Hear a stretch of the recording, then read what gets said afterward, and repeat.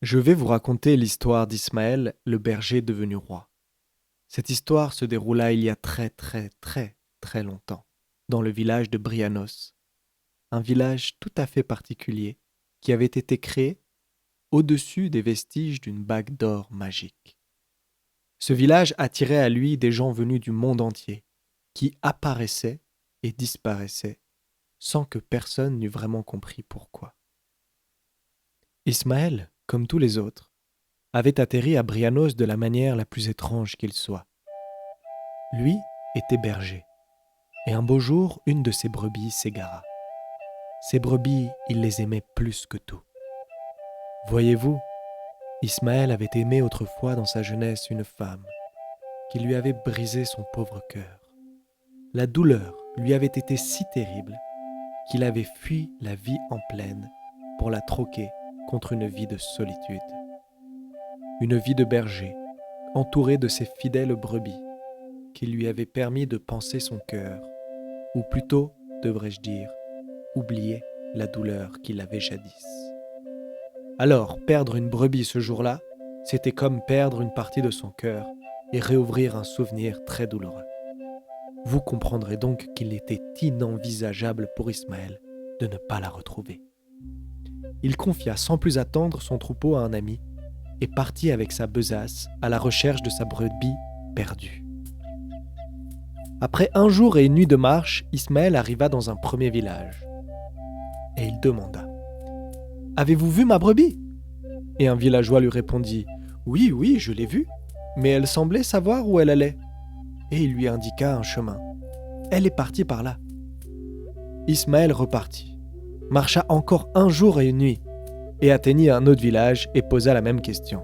« Avez-vous vu ma brebis ?» Et les villageois lui dirent « Oui, nous l'avons vue. » Mais elle semblait savoir exactement où elle allait.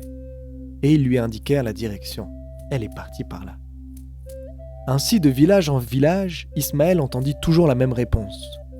Dans chaque village, il demandait où était sa brebis, et dans chaque village, ils lui dirent « Oui, nous l'avons vue, mais elle semblait savoir où elle allait. »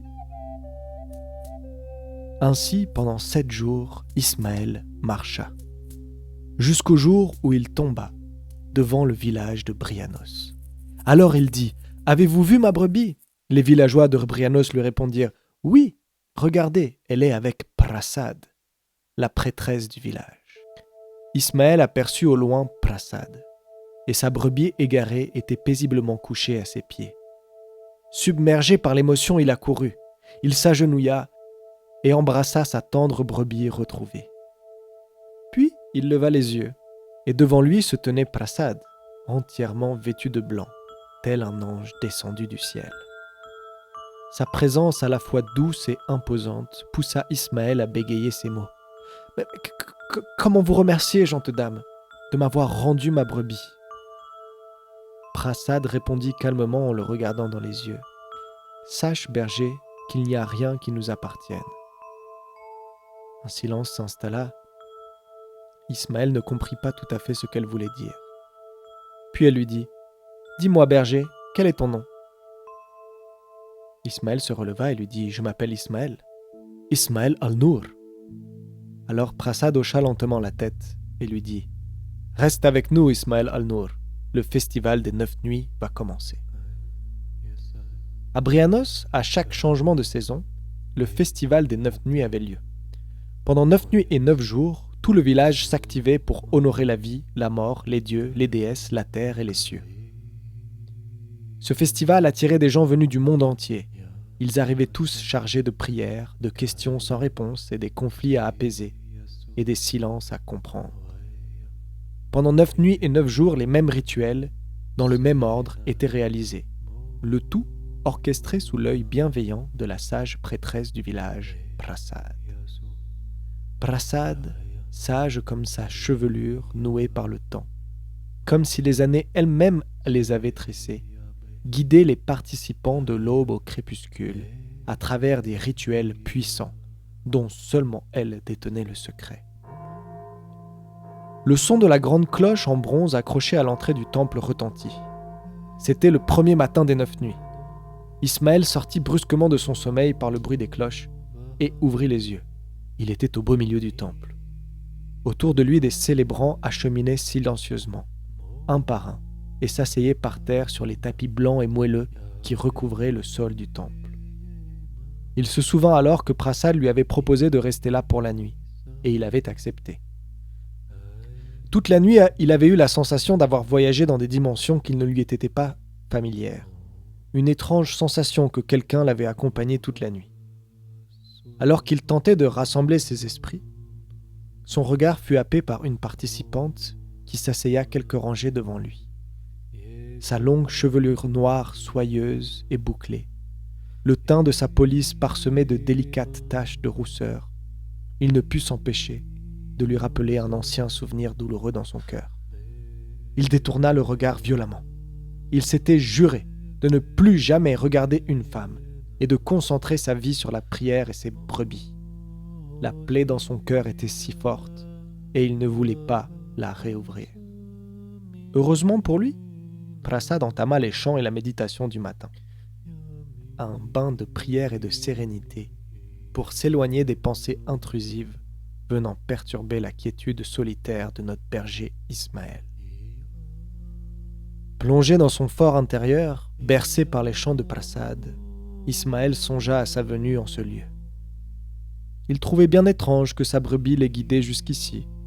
Lui, qui n'aimait ni la foule ni le bruit, il ne s'en sentait pas à l'aise et n'avait qu'un désir, retrouver son troupeau, perché dans le haut de sa montagne.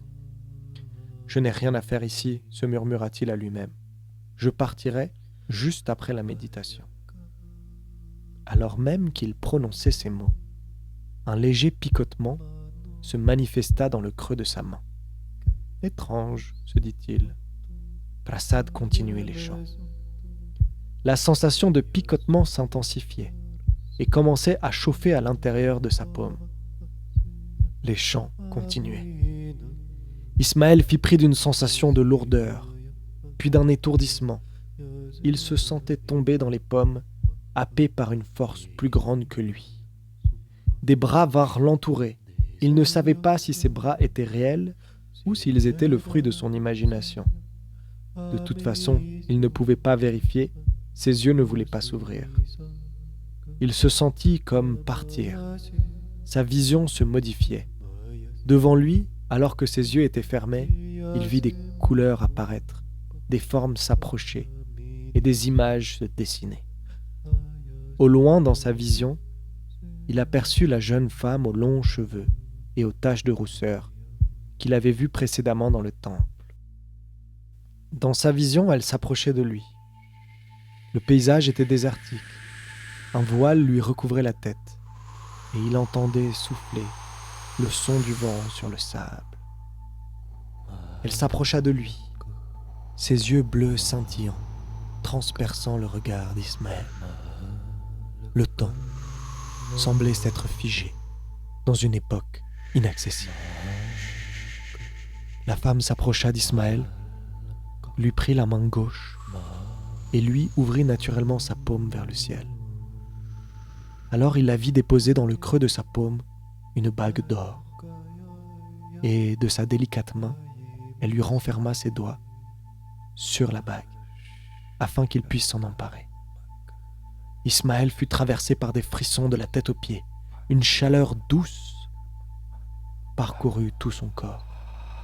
L'éternité vibrait avec lui, et la bague rayonnait dans tout son être. Petit à petit, la vision s'estompa. L'intensité diminua. Il retrouvait ses sens et put enfin ouvrir les yeux. Il était de retour dans le temple. Il se mit en position assise, prit une grande inspiration et regarda sa main gauche. Son poing était toujours fermé. Il sentait encore la douceur des doigts de la jeune femme aux cheveux noirs ondulés refermer ses doigts sur les siens. Délicatement, il réussit à ouvrir chacune de ses phalanges, une à une, pour y découvrir, au centre de sa paume, la bague d'or. Mais comment était-elle arrivée là, cette bague d'or qui était dans sa vision?